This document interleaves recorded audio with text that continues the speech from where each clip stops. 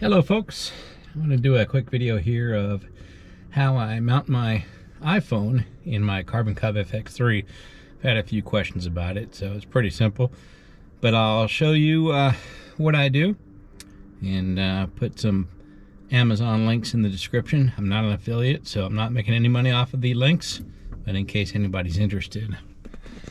So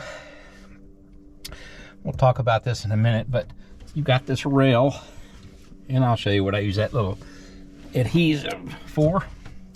But you've got the rail coming over here. So what I use is a little C-clamp, ram mount C-clamp, which connects to that rail. Ram mount medium arm. And then what I initially used, a friend of mine in FX3 got me on the quad lock cases, QUAD, and so I tried those, but pretty much negates MagSafe charging, nightstands, etc. They do have their own wireless charging type of setup, but you know, if you like an OtterBox case, you know, it's a pretty rugged case, but I decided the quad case was not for me. So I typically like the soft TPU. I've actually been using no case. So here's the really soft TPU is what I like. AESKA is the brand that I like. But I then switched to a X grip. So I used that, and it was nice. I had to hang the key from it. But when I reach over it, like for the run-up checks, left-right ignition, you know, it's just a little, you're catching on these things, and so it's a good solution. X grip is a good way to go.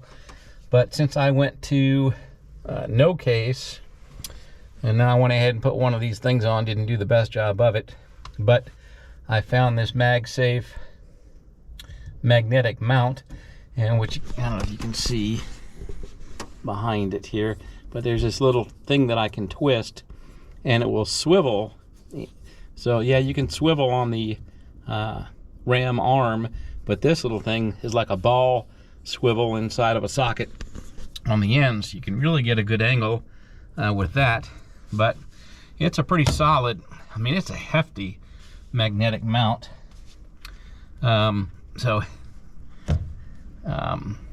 Without the case or with these rings, I mean, that's not going anywhere. I mean, that is secure.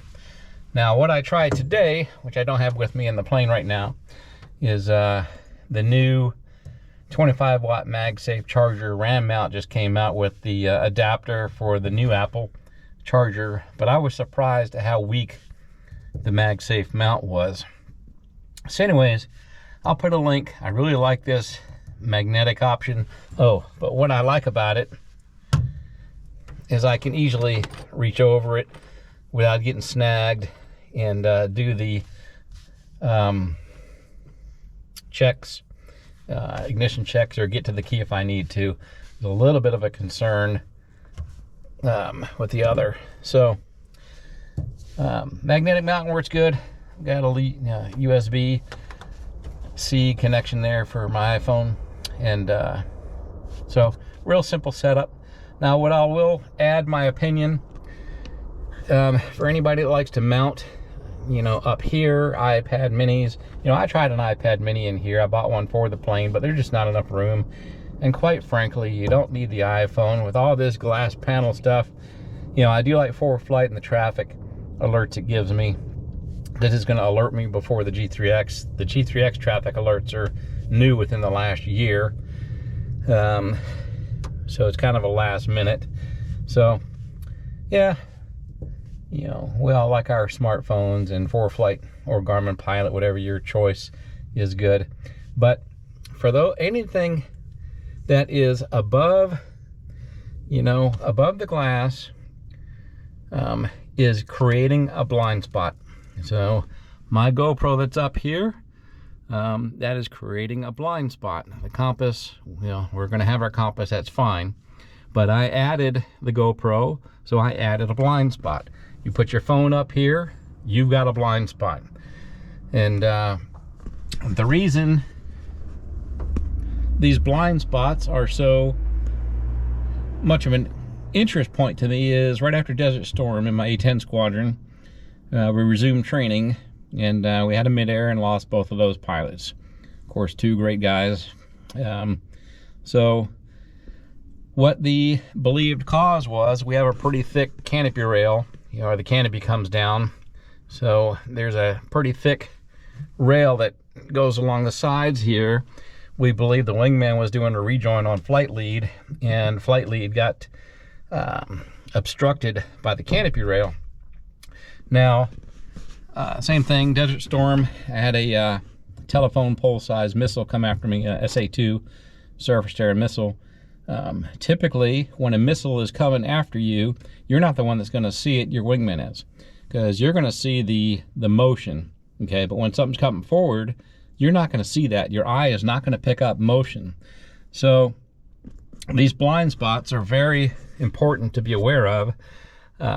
So anything you're putting above the panel, just keep in mind, you are adding a blind spot and a safety risk. That's up to you. So the last thing I said I'd talk about is a little sticker here with those of us in Cub Crafters planes with the aux fuel pump. This orange light is super bright, especially at dusk and at night. So what I do is I have a little piece of adhesive here. I've tried different light blocking. We went through all this in A-10s when we converted to NVGs, having to tape up things that weren't NVG compatible. But what I do is I just put it on the side. Well, it dropped. I adhese it to the side. I'm not covering it, so I'm not blocking the light. I'm going to get reflection over here so I can see when the light is on and off. I'm just keeping it from blinding me and affecting my night vision. So I keep it attached right there, and it's very cold right now, so it's probably frozen and not very pliable. So anyways, oh, one last little trick here I found out. So now that I don't have anything to hang my key on with the X grip, so I would be putting the key right here, which is fine, but it's magnetic, so that's even better. So just a quick video there of the how I mount my iPhone. I'm new to the MagSafe stuff. I've had iPhone for years, but never really cared about the magnetic stuff. But yeah, the MagSafe worked really well. So I'll put some links in the description for the C-clamp, the RAM mount, the magnetic. Again, I'm not an affiliate, so I'm not getting any money for it. Just hope it helps you out. I've had a couple questions. All right, see ya.